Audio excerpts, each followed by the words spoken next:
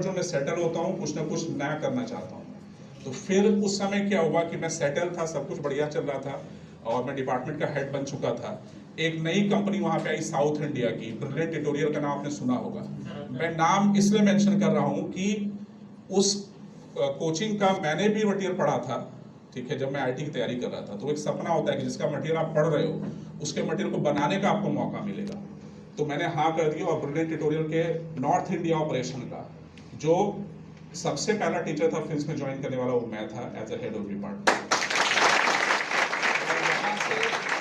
वहाँ से बिल्कुल नई जर्नी थी मेरे लिए, ठीक है। और उसमें पूरे भारत में नॉर्थ इंडिया में उन्होंने न्यूज़पेपर में पब्लिश किया था, हिंदुस्तान में, टाइम्स ऑफ इंडिया में। और मेरी उम्र उस समय 25-26 साल की रही होगी। और पेपर में नाम जब छपा तो मुझे याद है मधुबनी से मुझे कॉल आया था मेरे फूफा जी का, ये तुम्हारा ही नाम है आनंद कुमार जायसवाल, तुम्हारा नाम तो मैं तुम्हें जानता हूँ आनंद कुमार जायसवाल, क्या ये तुम्हारा ही है? तो सोचो मधुबनी से कॉल आ रहा है दिल्ली, उनको विश्वास नहीं कि 25 साल के लड़के का नाम न्यूज़पेपर में छप रहा होगा कि टॉप एजुकेटर में उनका नाम आ रहा है। तो मैंने जब उनको बताया कि नहीं मेरा ही नाम है, तो उनको बड़ी खुशी हुई और मेरे लिए भी एक कॉन्फिडेंस का और एक गर्व का पल था वो। तो इस तरह से वहाँ पे मेरा डिपार्टमेंट की तरह रहा। फिजिक्स पढ़ाते हुए मैंने सारी रिस्पॉन्सिबिलिटी रखी अपने पास। मैं फिजिक्स पढ़ाना कभी नहीं छोड़ा, अभी भी मैं फिजिक्स पढ़ाता हूँ रोज। तो वहाँ पे मैंने फिर एज अ हेड डिपार्टमेंट काम किया, फिर एज असिस्टेंट डायरेक्टर, फिर एसोसिएट डायरेक्टर। कंपनी की गाड़ी मिल गई, उसी दौरान मेरी शादी भी हो गई। तो फिर सब कुछ कंफर्ट जोन में चलने लगा, सब कुछ सेटल हो चुका था। लेकिन फिर पता चला कि जो बिहार के बच्चे हैं जिनसे मेरा ज़्यादा लगाव था, उनसे मेरा ज़्यादा कनेक्ट होता था, वो बच्चे अब दिल्ली ना जाके कोटा जाने लगे। कोटा उसमें डेवलप ही हो रहा था, ये 2003-04 की बात है। तो मेरे दिमाग में चला कोटा चलना चाहिए। तो पटना से दिल्ली, चंडीगढ़, लखनऊ, वहाँ होते हुए कोटा पहुँच गया मैं। वहाँ के रेपुटेड कोचिंग में ज्वाइन किया मैंने। वहाँ भी बहुत अच्छी सैलरी पे ज्वाइन किया मैंने। मैं पूरे इंडिया के टॉप 10 टीचर की जो सैलरी होती थी उसी सैलरी में मेरा भी नाम आता था।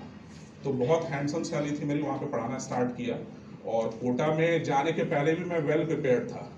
यहाँ पे आप लोगों को लगेगा कि सबकी किस्मत बड़ी अच्छी है ना, हर टाइम में कुछ ना कुछ इनको मिल जाता है। मैं एक्चुअली बताता हूँ कि किस्मत सबकी अच्छी होती है, भगवान सबको मौका देते हैं। आप अपने भी पीछे जाके झांक के देखो ना, आपको लगेगा कि नहीं भगवान ने मुझे ही मौका दिया था। लेकिन क्या उस मौके पे आप तैयार थे? क्या आप फिजिकली प्रिपेयर्ड थे, शारीरिक रूप से तैयार थे, मानसिक रूप से तैयार थे? क्या आप ज्ञान को लेके तैयार थे? आपकी नॉलेज उतनी थी उस समय जो आपको मौका मिला? मेरे साथ किस्मत अच्छी थी, लेकिन मैं प्रिपेयर्ड भी होता था उसे। और उस प्रिपरेशन का मुझे हमेशा फायदा मिला कि मैं तुरंत छा जाता था वहाँ पे, तुरंत क्लिक कर जाती थी, मेरी परफॉर्मेंस अच्छी हो जाती थी। कोटा में भी मेरे साथ ऐसा ही हुआ, वहाँ पहुँचा मैं, बहुत अच्छा नाम हो गया और 2-3 साल में वहाँ रहा। मेरे दोनों बच्चे की बर्थ भी वहीं पे हुई। फिर जो बोलते हैं ना कंफर्ट जोन में आ चुका था, तो वहाँ रुकना तो था नहीं। एक दिन फिर फोन आया हैदराबाद से मुझे कि हमारे सेंटर से आईटी का 3rd रैंक आया है और हम एक टीम बना रहे हैं ताकि अगले साल ऑल इंडिया रैंक 1-2 ऐसे रैंक आए।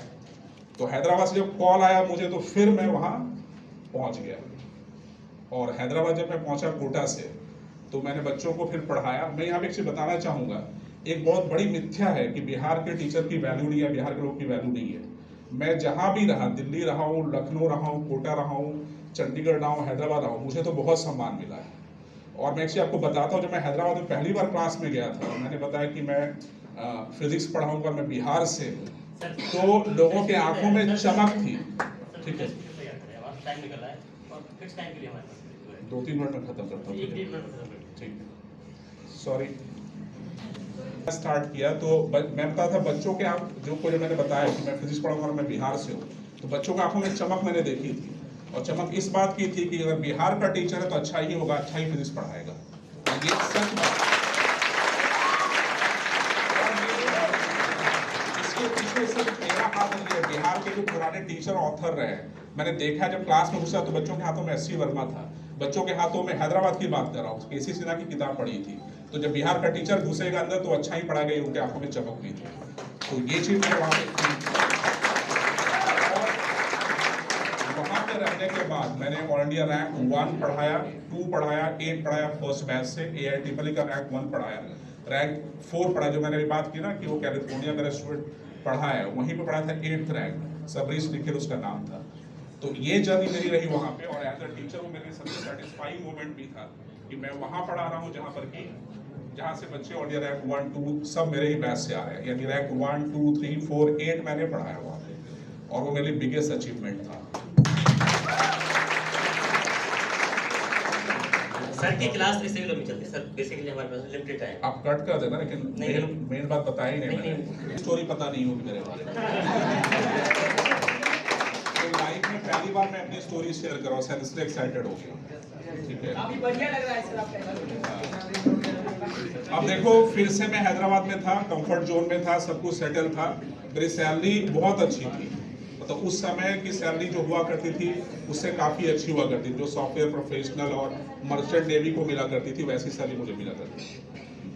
फिर मैं कंफर्ट जोन में था, लेकिन अब चूंकि मैं हैदराबाद में था तो थोड़ा लैंग्वेज की प्रॉब्लम मुझे तो नहीं, मेरे फैमिली को हो रही थी। मुझे तो इंग्लिश में पढ़ाना होता था तो वो पढ़ा रहा था, तेलुगु लोग बोलते थे, मेरे अपार्टमेंट सिर्फ हिंदी भाषी मैं ही था, तो एक होम सिकनेस वहाँ से स्टार्ट हो गया। दिल्ली कोटा हैदराबाद तो हिंदी बेल्ट है तो पता नहीं चला, दिल्ली कोटा और चंडीगढ़ वगैरह में, लेकिन हैदराबाद में फील होने लगा मुझे। तो फिर हम लोग सोचे कि अब बिहार वापस आना है, तो ये माइंड में कब लोग कर ही रहे थे कि फिर से फ़ोन बजा, है ना, जो आप बोल रहे हो कि मौका मिल जाता है। तो मुझे फिर किस्मत ने साथ दिया और मौका मिला कि जो साउथ इंडिया का जो ब्रिलियंट ट्यूटोरियल था वो बिहार ऑपरेशन स्टार्ट कर रहे थे, और पटना के लिए उनको एक सीनियर आदमी चाहिए था, तो उन्होंने मुझे ऑफर किया और मैं बिहार पहुंच गया। और आप यकीन नहीं मानोगे, मैं अपनी सैलरी का आधे से कम में भी वापस आया था। क्यों? क्योंकि बिहार आना था, बिहार के बच्चों के लिए कुछ करना था, और हमेशा से एक चीज़ देखता था मैं कि बाहर में बच्चे बिहार के होते थे, है ना, टीचर बिहार के होते थे, और कोचिंग किसी और स्टेट का होता था, जो मुझे बदलने की शुरू से चाहत थी। तो मैं ब्रिलियंट ट्यूटोरियल यहाँ आ गया और यहाँ पे फिर चीज़ें सेटल हो गई, लेकिन दुर्भाग्यवश हमारे जो मैनेजिंग डायरेक्टर थे उनका हार्ट अटैक से देहांत हो गया, और कोचिंग नॉर्थ इंडिया ऑपरेशन ने बंद करना स्टार्ट कर दिया। मैं और मेरे साथी करीब 1 महीने तक जॉबलेस रहे। फिर 2 रास्ते थे हमारे पास, या तो वापस कोटा, दिल्ली, हैदराबाद पहुँच जाए, या बिहार में कुछ किया जाए। मेरे दोस्तों ने एडवाइस दिया, मेरी पत्नी ने एडवाइस दिया कि अपना तो करना ही है, क्योंकि आप बिहार के कुछ करना चाहते तो अभी क्यों ना। तो हमें करना तो था, लेकिन इतना जल्दी नहीं करना था, अचानक सब कुछ हो गया। 1 महीने जॉबलेस होने के बाद हमने मेंटर्स एडुसर्व की स्थापना की 2011 में, और शुरुआत में ही वो एक भव्य आयोजन किया था। जिस दिन मैं इनॉग्रेशन कर रहा था, पटना के तारामंडल में इनॉग्रेशन किया था हमने, प्रेस कॉन्फ्रेंस की थी, और मेरे साथ मेरे सारे चाहने वाले बच्चे थे। ऑल इंडिया रैंक 1 मेरे पीछे खड़ा था, ऑल इंडिया रैंक 2 पीछे खड़ा था, 3 खड़ा था, 4 खड़ा था, 8 खड़ा था, AITREE रैंक 1, सब स्टेज पे थे। बच्चे हैदराबाद में पढ़ रहे हैं, IIT मुंबई में, और खड़े हैं पटना में। तो वो बच्चों के प्रति मेरा लगाव और बच्चों का मेरे प्रति लगाव जो था वो वहाँ पे दिख रहा था।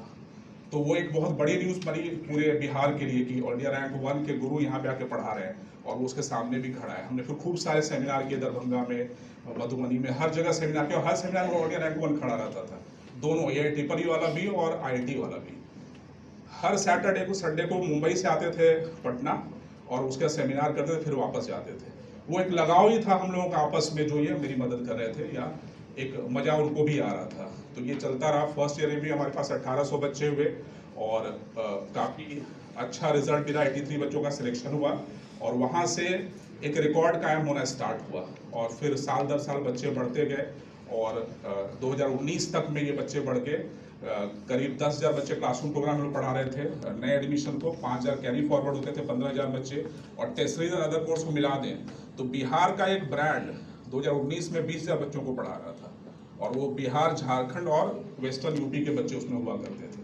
तो जो मेरा एक सपना था कि नहीं, बिहार का ब्रांड होना चाहिए, और बिहार के बच्चों को बिहार में ही परवरिश मिलनी चाहिए, अच्छी एजुकेशन मिलनी चाहिए, वो बहुत हद तक मिल रहा था। लेकिन बीच में फिर कोविड का असर आ गया 2020 में, और ऑफलाइन कोचिंग में बहुत परेशानी हुई, स्कूल बंद हो गया, कोचिंग बंद हो गए।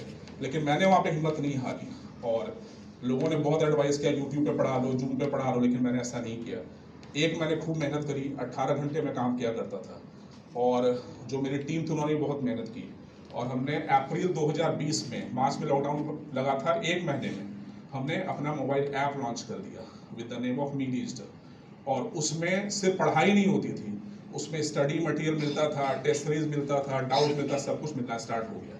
और जहाँ की ऑफलाइन कोचिंग्स बंद हो रहे थे, मेंटर्स एडुसर्व सेल्फ सस्टेनेबल मॉडल पे चल रहा था, तो हमें ना तो पुराने डिपॉजिट्स तोड़ने पड़े और न ही किसी से उधार लेना पड़ा। और हम अच्छा किया हमने कोविड काल में भी। अब कोविड का दौर खत्म हो चुका है, मेंटर्स एडुसर्व वापस से शाइन कर रहा है, और हम 2019 के लेवल पे ऑलरेडी ऑलमोस्ट पहुंच चुके हैं वहाँ पे। तो ये प्रोड्यूसर से पढ़ के और मेरे गाइडेंस में पढ़े हुए जो बच्चे हैं, 5000 बच्चे करीब IITian बन चुके हैं बिहार झारखंड से, करीब 1500 बच्चे का फायदा उठा के NIT और अच्छे इंजीनियरिंग कॉलेज में पहुंच चुके हैं। और जो बच्चे हैं मेडिकल कॉलेज में, करीब 5000 बच्चे मेडिकल कॉलेज में पहुंच चुके हैं। लेकिन यहाँ फिर से मैं अपने कंफर्ट जोन में हूँ, मैं कुछ ना भी करूँ तो ज़िंदगी कट जाएगी, लेकिन ऐसा होगा नहीं। अभी बहुत सारी प्लानिंग बाकी है, अभी बहुत कुछ करना है। और आपको मैं यही संदेश देना चाहूँगा कि आपके अंदर भी अगर काबिलियत है और अगर आप उस अपने सपने को पूरा करना चाहते हैं तो सबसे पहले तो कंफर्ट जोन से बाहर निकलो, ठीक है। दूसरा, स्ट्रैटेजी बनाओ करना क्या है। तीसरा है कड़ी मेहनत करो। और चौथा, ईमानदारी कभी मत छोड़ो। अगर आप ये सब करते हैं तो आप भी सफल हो सकते हैं और कल जोश के मंच पे आपको भी बुलाया जा सकता है।